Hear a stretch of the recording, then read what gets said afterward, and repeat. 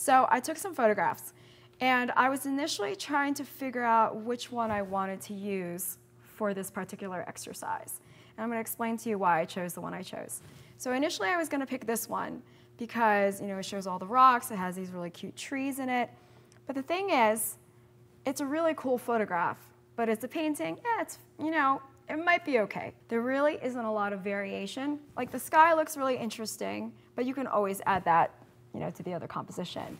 There isn't a lot of variation in the lighting, and in many ways, this really is one plane.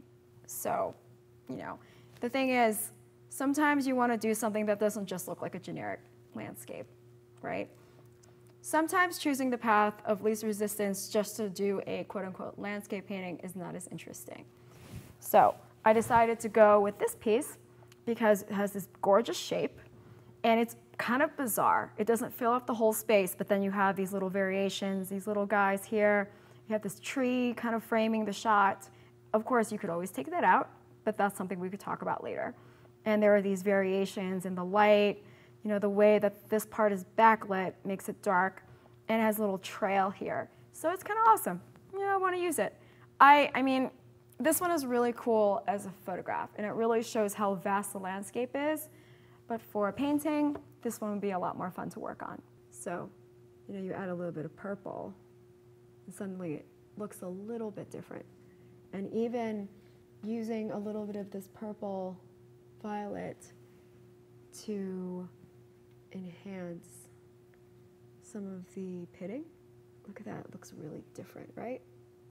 You can use that instead of just like darks, instead of just the umbers. And that creates a different kind of character.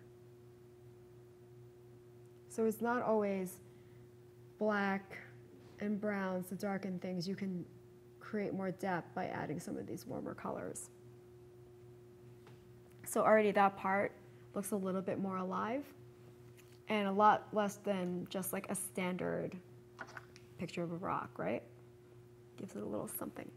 And also I'm going to give you guys a little bit of tip that I love to do. And I'm not quite ready for it, but I'll show it to you guys anyway. A little bit of this red. Maybe a little bit of the violet with it. And I love to make my edges that way. See the transition? Instead of just like going for like a dark. And that's going to dry a little bit flatter, so that's okay, you'll see. Everything dries just a little bit flatter. And look at that, I'm going to use a little bit of this medium and just use that to blend in the edges a little bit. You see, already some of that is filled in. It's kind of cool, right? So you can use the medium on its own to just blend in edges, even though this whole part is dry. You know, because that creates a little bit of a tiny glaze on the side. So already that looks a little bit more luminous, and it has a little bit of something special about it.